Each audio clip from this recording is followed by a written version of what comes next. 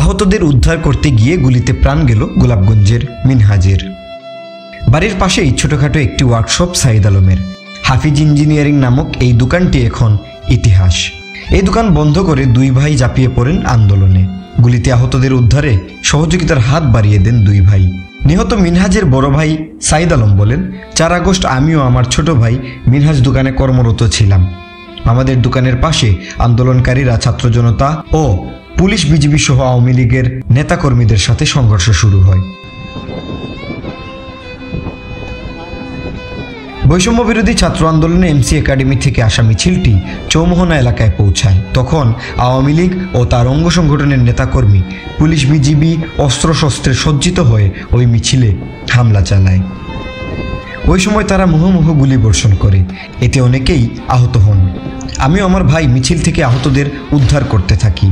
একসময় মিনহাজ গুলিবিদ্ধ হয়ে মাটিতে লুটিয়ে পড়ে।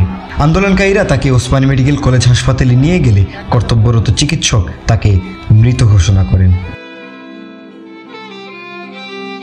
বৈষম্য বিরোধী আন্দোলনে আত্মত্যাগ 13 পড়ুন আজ রবিবার দৈনিক শ্যামল সিলেট পত্রিকায়। আলী হায়দার মৃদুল, শ্যামল সিলেট।